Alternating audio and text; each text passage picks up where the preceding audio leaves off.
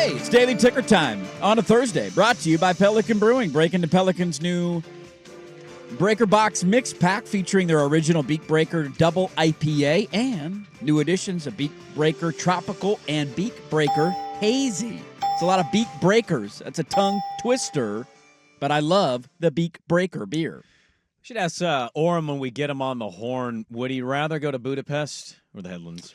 That's not even close. It's not even a debate. Yeah. How long is that flight? They don't have hotels as nice as the Headlands there. Long flight, according to my family's Instagram stories. Yeah. Also, the weather's the same as ours. Yeah, There's like no cold, real, rainy, drizzly. Yep. No, thank you. Yep. Well, as always, it's brought to you by Pelican Brewing. Joining us now is a self-labeled pasty white from the Oregon coast. The Kiwanis Cream. Will we call him a friend or a buddy of the show? I think he's a friend of the show. I've had coffee with Bill Oram. You have. He That's never a invites friend. me to coffee, so maybe he's a friend of you and I'm a buddy of Bill Oram. I don't know how this is going to work out here. A little bit of show beef currently brewing. Bill Oram, he's a columnist at the Oregonian. Bill, good morning to you. How are you? I'm doing great this morning, guys. How are you? We're doing fantastic. You had a reporting over the weekend with renderings in the article, which they made me feel things, Bill. I'm not going to lie. Portland Diamond Project talking in front of the policymakers in this city about their plan and their vision for Zidell Yards and what's going to happen with the ballpark. So how did what was the start of this meeting? Who called this meeting? Just for those who are unaware of why this was all going down. Why was it going down? Well, so that's a multi-layered question, but basically this was at the legislature, and the Portland Diamond Project made kind of a show of solidarity by going to and speaking to one of the economic subcommittees from the House subcommittee in Salem to sort of paint their picture of what Zidell Yards could or will look like if Portland gets a Major League Baseball team at some point in the next several years, and also why this is a good project for not just Portland, but also the state of Oregon. So you had Craig Cheek from the Portland Diamond Project, you had the mayor of Portland, Keith Wilson, and then you had the CEO of the Portland Metro Chamber, Andrew Hone. And, that may all seem kind of, bureaucratic and not that important. But when you consider where the Diamond Project has been over the last 8 years and all the various proposals that have fallen through, and the back and forth between Ted Wheeler and Craig Cheek over Red Tail Golf Course, and obviously the city wanted them at Lloyd Center. To see this kind of alignment from the city from the city and the Diamond Project and economic leaders is really the thing that gets my attention more than almost any other piece of this, and there is quite a bit. So in reading a piece about Keith Wilson a couple weeks ago on your publication, OregonLive.com, self-described the Ted Lasso of maybe City Hall now with the way he kind of approaches things. We know he wants Portland to grow and to change and to improve. I don't know if this is too early to label, but I'm just curious based on what you just said, how much of this is new leadership, a new vision, or is this something that Portland internally through the city officials have been kind of building up now for a calendar year of being very pro this becoming a reality? I think you can go back a couple of years, and some of our reporting through public records at one point in, I think it was 2023. I don't think it was last year, but I lose track of time. Same. When Ted Wheeler actually had a draft speech to his State of the City speech that he ended up never giving, but where he was going to say that that there was that the city of Portland was fully backing the Portland Diamond Project and a Major League Baseball bid at the Lloyd Center, and so that was sort of the first sign that Ted Wheeler was really getting on board with this idea. But he and the Diamond Project never really quite saw eye to eye. The Red Tail Golf Center proposal was a disaster in basically everyone's eyes. It felt like a land grab. It didn't make sense for the city of Portland.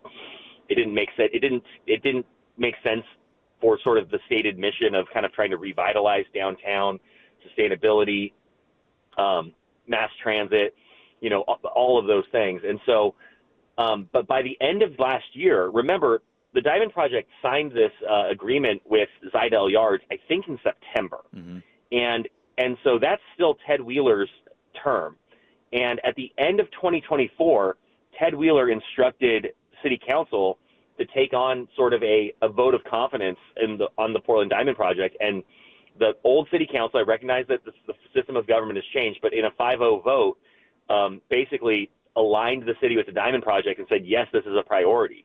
And in one sense, that's sort of symbolic, but in another sense, it sort of sets the baseline for where the city is with this project. And it, kind of gives city staff direction on where to give its focus and attention. It could eventually help with permitting and infrastructure.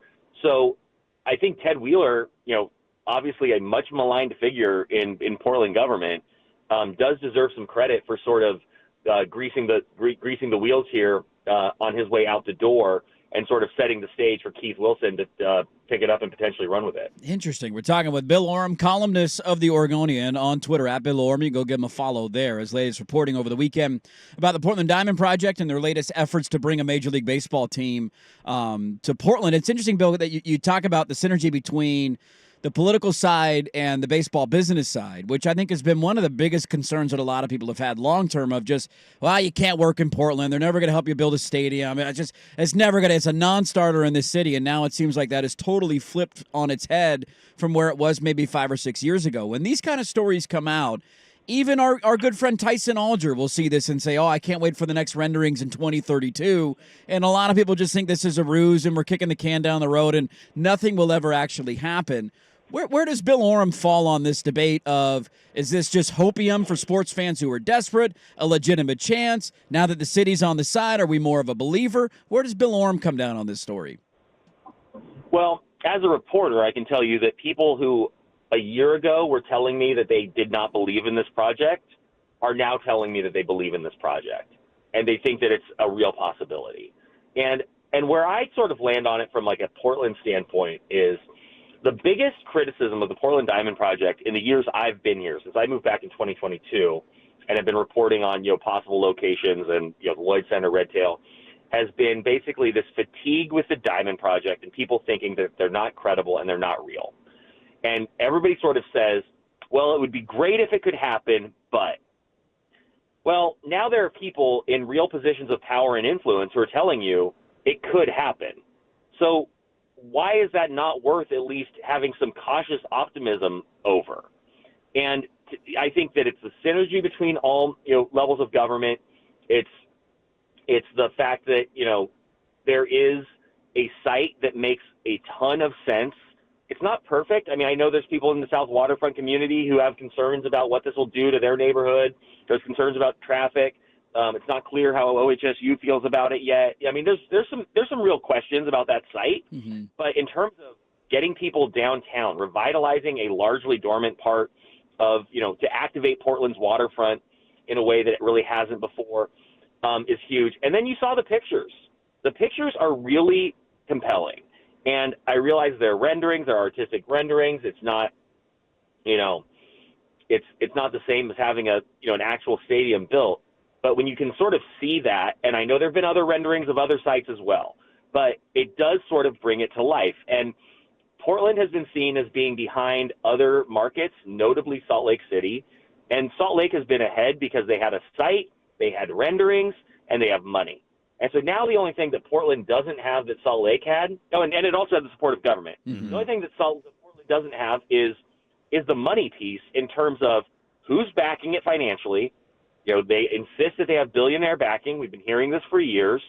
There's no way, and we can talk about what they're asking of the legislature here, but there is no way that the legislature is going to approve the ask from the Portland Diamond Project without knowing who is ponying up the bigger, the majority of this, the cost for this project, expansion fees. Like, there's no way that you're going to see the legislature participate without knowing who that is. And then the other thing is that the Utah legislature approved $900 million for that project.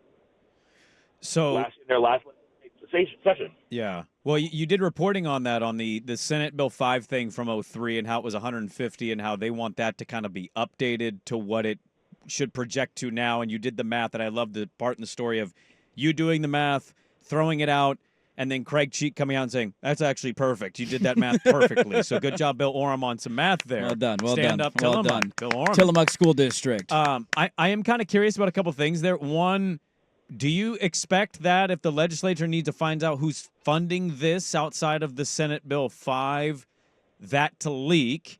And two, you mentioned OHSU, who's heavy over there. I'm kind of curious, like if they have a real problem with this and the way that it takes up space, how is all that to get sorted? Is there a way where they can just mutually come to an agreement? Or would this come down to a battle? Who would have the advantage in that fight? Like, I know that's maybe a tough question to ask, but I'm just kind of curious about those couple things. Well, okay, so I'll take those one at a time. Okay. One, so let me just for clarity's sake. So the Diamond Project is going to be looking for SB 5 to be updated to $800 and $900 million, which is a huge number. And I know people in Oregon are going to really resist when they hear that number. I've seen it on social media. And the thing that people have to understand is that SB 5 is not a tax on Oregonians or on current Oregonians. All it does is it diverts the income tax that the baseball players and team employees would be paying anyway if Oregon gets a team, and their income tax, their 9.9% income tax, would repay the bonds that the state would use to fund the $800 to $900 million. So it's not a new tax on Oregonians. It's not going to increase taxes. And, there has been some back and forth on whether it's a perfect system. It may not be a perfect system, but in terms of like a tax burden on Oregonians and new taxes, that's not what it is, which is why it's appealing. Two, to the question of the backer, I do not see a scenario where this gets through the legislature without that being publicly known. We have an open system of government, which is how we know that they had this meeting in Salem on Monday, which is how, pardon me, we got the renderings. It's a public record. It's in government. There is no world, in my opinion, where Craig Cheek would be able to assure lawmakers sort of off to the side, hey, it's, enter billionaire of choice, LeBron James. So go ahead and approve this, but we're not going to say anything publicly. I think it will come out in this legislative session if this is going to move forward at all. And then to the OHSU question, I do not think it is advantageous for anyone to have an adversarial relationship or for this to be a fight. I think that, when I spoke with Craig Cheek this week, his response to the OHSU question was that they're actively engaging with OHSU to figure out how to be good neighbors, how to support their mission down there on the waterfront, and also how to, come in and be a positive presence in that neighborhood as opposed to, jamming things up or causing problems. So I think there probably are some hurdles there, but there's an opportunity for creative solutions. And I was talking to somebody yesterday about this site and some of the problems. Obviously, parking is one. The question of, well, could you actually convince everyone to park on the east side of the river? Could parking be part of the OMSI redevelopment? And then, is Tillicum Crossing, the best access point to the stadium? And then you start thinking about, well, what if there was another span across the river? What if there was a streetcar that went across the river and was constantly looping between the stadium and parking? And the point that this person made was, what's cool about this site is that you can start getting your creative juices flowing a little bit, that there's room to sort of try to get imaginative. And I think that would be true of parking, true of, crowding on the South Waterfront, of the OHSU question. For something that is very much in the beginning stages. A year ago, the Diamond Project was trying to get to Redtail. Mm-hmm. So this is still a relatively new concept. And so some of the bigger questions probably do need a little bit more time. I'm going to open up a pontoon business front, Dirt's pontoon boats. Well, take it across the river. The smart thing to do is to buy a small, if possible, plot of cement over by the river and just sit on it and wait for it to become a great parking spot. This is my land right here.